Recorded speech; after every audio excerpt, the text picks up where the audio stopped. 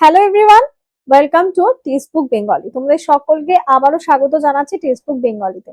আজকের এই ভিডিওটা দেখে তোমরা বুঝতেই পারছো আমি কি নিয়ে করতে চলেছি। সেটা হচ্ছে আগামী যে এনটিপিসির 2026-27 অফিসিয়াল রিক্রুটমেন্ট প্রসেস হতে চলেছে তার প্রপার অ্যানালাইসিস, মানে বলতে পারো কবে থেকে শুরু হতে পারে, কিভাবে তোমার প্রস্তুতিটা শুরু করতে হবে, আর কি কি টার্গেট তোমাকে অ্যাচিভ করতে হবে। কারণ এই ছোট্ট ছোট্ট জিনিস কিন্তু তোমাদের প্রিপারেশনে হেল্প করবে। কারণ এটুকুনি আমি বলতে পারি, আমিও একটা সময় অ্যাসপিরেন্ট ছিলাম, সেই জায়গা থেকে তোমাদেরকে এই জিনিসটা আমি কিন্তু ডিটেলসে বুঝিয়ে দেব। তো অবশ্যই যারা চ্যানেলে নতুন রয়েছে চ্যানেলটাকে কিন্তু সাবস্ক্রাইব করতে একদম ভুলবে না। আর চলো দেখে নেওয়া যাক আজকে আমরা কি কি বিষয় নিয়ে আলোচনা করতে চলেছি। সবার আগেই বলে রাখি, রেলওয়েতে চাকরি পেতে গেলে বস খাটতে কিন্তু প্রচুর হবে। যে আমার স্বপ্ন আমি রেলওয়েতে চাকরি করব, কিন্তু আমি পড়বো না, শুধু এটা ফলো করব ওটা ফলো করব, তাহলে কিন্তু চলবে না।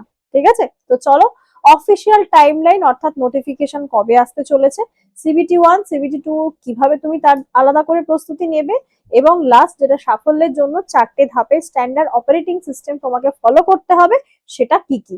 চলো সবার প্রথমে দেখে নিই। অলরেডি আমরা দেখেছি জুন মাসে টেকনিশিয়ানের বিজ্ঞপ্তি এসে গেছে। ইভেন আমরা দেখতে পেলাম আগস্টের 3 তারিখ থেকে কিন্তু যেটা তোমাদের গ্রুপ ডিরও লেখা পরীক্ষা মানে CBT এক্সামটা কিন্তু হবে। দেন হচ্ছে চলে আসবে আগস্ট সেপ্টেম্বরে এনটিপিসি গ্র্যাজুয়েট, কারণ এলপি CBT 2 হবে, এনটিপিসি আন্ডার গ্র্যাজুয়েটের CBT 2 হবে, তারপরে কিন্তু পরপর রিক্রুটমেন্ট শুরু হতে মানে নোটিফিকেশন আসতে চলবে। সেটা এটা আমার কথা নয়, অ্যাকর্ডিং টু রেলওয়ের ক্যালেন্ডার। ঠিক আছে, আগস্ট সেপ্টেম্বরের কথায় যদি আমরা দেখি, সেখানে কিন্তু গ্র্যাজুয়েট স্তরের বিজ্ঞপ্তি আসতে পারে সেপ্টেম্বরে। আগস্টে যদি নাও আসে সেপ্টেম্বরে আসবে। আর সেই তার পরপরই এনটিপিসি আন্ডার গ্র্যাজুয়েট লেভেলের নোটিফিকেশন আসবে। CBT 2 শেষ হওয়ার সাথে সাথে কিন্তু নতুন রিক্রুটমেন্ট সাইকেল শুরু হয়ে যাবে। সম্ভাব্য পরিসংখ্যানের শূন্য পদ, এটা একটা অ্যাপ্রক্সিমেট বলে দিই, যেটা হচ্ছে এর আগের বার যেটা ছিল 2025-এরটায়, 25-26-এ যেটা আমরা দেখেছি 8,113টি থেকে কমে গিয়েছিল ভ্যাকেন্সি। এবছর কিন্তু আশা করা যাচ্ছে 7,000 শূন্য পদ আসতে চলেছে। এবছর বর্তমানে গ্র্যাজুয়েটের ক্ষেত্রে 7,000 প্লাস আসতে চলেছে। এনটিপিসি আন্ডার গ্র্যাজুয়েটে 3,400 থেকে কিন্তু 3,580টি হয়েছিল, এবং এবার আশা করা যাচ্ছে 3,000 প্লাস শূন্য পদ কিন্তু আসতে পারে। আর ওভারঅল এনটিপিসি গ্র্যাজুয়েট এবং আন্ডার গ্র্যাজুয়েট মিলিয়ে প্রায় 9 থেকে 10,000 মতো রিক্রুটমেন্ট কিন্তু হতে চলেছে। তাই সকলে কিন্তু সিট বেল্ট মানে বলতে পারো যে একদম বই খাতা চেয়ার টেবিল যেখানে যে পড়ছো সবকিছু সুন্দর করে গুছিয়ে নাও, যদি তোমার পরীক্ষা এনটিপিসিটাই টার্গেট হয়ে থাকে। এর ক্ষেত্রে আমরা প্রত্যেকে জানি প্রথমে আমাদের কম্পিউটার বেসড টেস্ট CBT 1 হবে। CBT 1 এর প্রসিডিওরটা কি, টাইম দুটোতেই 90 মিনিট। কেমন, CBT 1-এও 90 মিনিট, CBT 2-তেও 90 মিনিট। তবে তোমাদের মোট প্রশ্ন CBT 1-এ থাকে 100টা, CBT 2 থাকে 120টা। আর এখানে রেলওয়ের পরীক্ষার ক্ষেত্রে প্রত্যেকটা কোয়েশ্চেনের মান 1 করেই থাকে, নেগেটিভ মার্কিং থাকে 1/3। তুমি 3টে ভুল করলে তোমার একটা নাম্বার কাটা যাবে। আর এখানে কিন্তু নেগেটিভ মার্কিং অপরিবর্তিত হলেও প্রশ্নের সংখ্যা বৃদ্ধি পায়। আর এর অর্থ প্রশ্নের লেভেল একই থাকে, কিন্তু স্পিড আর অ্যাকুরেসি অনেক বেশি প্রয়োজন। তোমার এখানে স্পিড আর অ্যাকুরেসি, কারণ অনেক ছেলেমেয়েরা যারা কিন্তু 100টা কোয়েশ্চেন কভারই করতে পারে না। 90 মিনিট কিন্তু অনেক টাইম। এসএসসির পরীক্ষায় তোমাদের 100টা কোয়েশ্চেন করতে হয় 60 মিনিটে, সেখানে কিন্তু এখানে 100টা প্রশ্নের জন্য 90 মিনিট আরো এক্সট্রা 30 মিনিট থাকছে। ঠিক আছে, নেক্সট এবার নাম্বারের বিভাজনটা কিরকম ভাবে হয়। নাম্বারের বিভাজন হয় অ্যারিথমেটিক এবং অ্যাডভান্স থাকে 30 নম্বরের, রিজনিং থাকে 30 নম্বরের, সাধারণ জ্ঞান বা জিকে জিএস কারেন্ট অ্যাফেয়ার্স সব মিলিয়ে থাকে 40 নম্বর। 3টে আলাদা সেকশন থাকে, রেলওয়ের পরীক্ষায় কোনো ইংলিশ থাকে না। আর যেটার বিভাজন সব থেকে বেশি ইম্পর্টেন্ট, এই যে 40টা নম্বর আসছে জিকে জিএস, তোমার গেম চেঞ্জার এই 40 নম্বর। কারণ রিজনিং এ ফুল নাম্বার পায় যে যারা যেখানকার কাট অফ 91, 92 বা 94 অব্দি হাইয়েস্ট উঠে যাচ্ছে, তাহলে বুঝতেই পারছো তারা কিন্তু ম্যাথ এবং রিজনিং এ ফুল নাম্বার তুলছে। তো তোমার টার্গেট নিয়ে চলতে হবে 30-30-60-এ আমাকে 55 প্লাস পেতে হবে যদি তুমি কাট অফের কম্পিটিশনে থাকতে চাও। তাহলে কিন্তু 55 প্লাস স্কোর করতে হবে আউট অফ 60। কারেন্ট অ্যাফেয়ার্স থেকে প্রশ্ন আছে 7 থেকে 8টা, কম্পিউটার থেকে 5টা মিনিমাম প্রশ্ন কিন্তু এসেইছে প্রত্যেকটা শিফটে, আন্ডার গ্র্যাজুয়েটেও দেখেছো। বিজ্ঞানের থেকে শুধুমাত্র 3-4টে প্রশ্ন সর্বোচ্চ থাকছে, এবং বাকি অংশ কিন্তু ম্যাক্সিমাম যদি বলি হিস্ট্রি, জিওগ্রাফি, ইকোনমিক্স এবং স্ট্যাটিক জিকে কিন্তু ভরে ভরে আসে। তাই নিজের ক্যালকুলেশন গুলো এখন থেকে শুরু করো, যে তুমি কোন পোর্শনটায় উইক আছো, কোনটায় তোমাকে কাজ করতে হবে।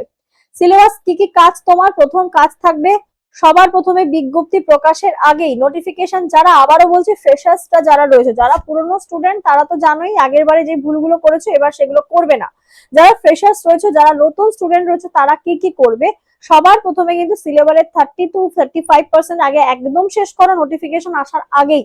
দেন বিভিন্ন জায়গা থেকে না পড়ে একটা নির্দিষ্ট জায়গায় সেট হও, সেখান থেকে নিজের কাজগুলো করতে থাকে। এবং দেখতেই পাচ্ছ তোমাদের এখানে যেটা বলার, প্রিভিয়াস ইয়ার কোয়েশ্চেন, আমি বারবার চেঁচিয়ে চেঁচিয়ে বলেছি রেলওয়ের ক্ষেত্রে তোমাদের একটা পথ ফলো করো, কিচ্ছু প্র্যাকটিসের জন্য লাগবে না, অনলি প্রিভিয়াস ইয়ার কোয়েশ্চেন, শুধুমাত্র রেলওয়ের জন্য প্রিভিয়াস ইয়ার কোয়েশ্চেন ফলো করে যাও।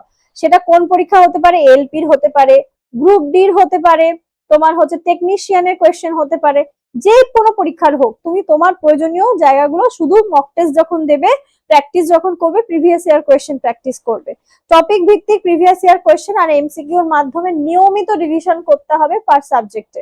ম্যাথ তোমাকে প্রত্যেকদিন 25 থেকে 30টা তো প্র্যাকটিস করতেই হবে।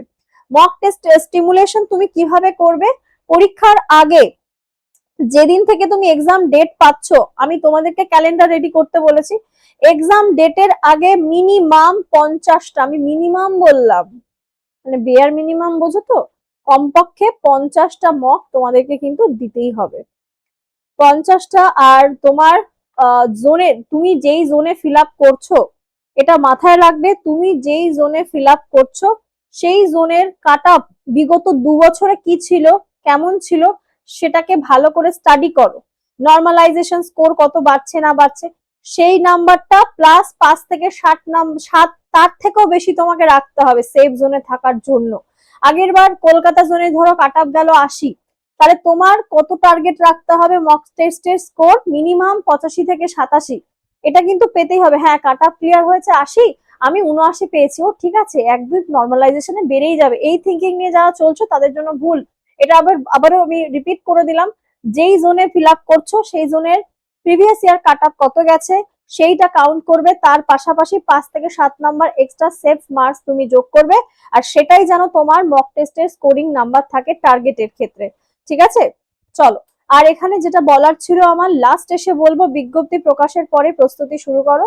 এলোমেলো ভাবে বিভিন্ন সোর্স থেকে পড়া চলবে না, লক্ষ লক্ষ প্রতিযোগিতা কিন্তু তোমার পেছনে, মানে ছবিটা দেখলে তুমি বুঝতে পারবে যে এরকম তোমার মতো আরো কত ছেলেমেয়েরা পড়াশোনা করছে। তো সেখানে তুমি নিজেকে কিভাবে একজনের, মানে একটা সিটের জন্য তুমি নিজের ফাইটটা নিজে কিভাবে লড়ছো, সেটা কিন্তু ভীষণ ইম্পর্টেন্ট। বিজ্ঞানে যেটা বলার, বিজ্ঞপ্তি শুরু আসার আগেই তুমি তোমার প্রস্তুতিটাকে একদম জোর কদমে শুরু করো, যে না এখনো তো নোটিফিকেশন এলো না, তারপরে শুরু করব। প্রিভিয়াস ইয়ার করতে একটা প্ল্যাটফর্ম থেকে লাইভ ক্লাস, নোটস এবং প্রিভিয়াস ইয়ার কোয়েশ্চেন প্র্যাকটিস করো, এটাকেই রিপিটেড করতে থাকো, এটাই হচ্ছে মেইন স্ট্র্যাটেজি। এর থেকে বাইরে আমার কিছু আর বলার নেই, সকলকে এটাই বলার।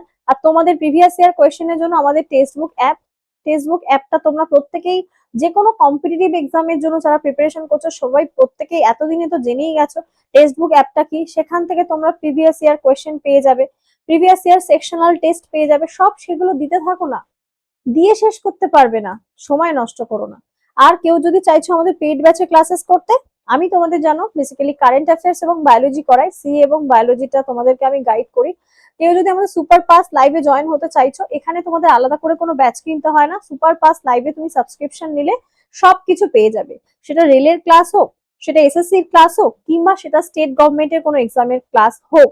যারা অলরেডি নিয়েছো তারা জানো, যারা জানো না তাদের জন্য বলে দিলাম, যোগাযোগ করতে হলে 7557050299, 7557050299 এই নাম্বারটা অবশ্যই যোগাযোগ করতে হবে। 3 মাসের জন্য প্রাইস পড়বে 529, 6 মাসের জন্য পড়বে 999, আর 12 মাসের জন্য পড়বে 1799।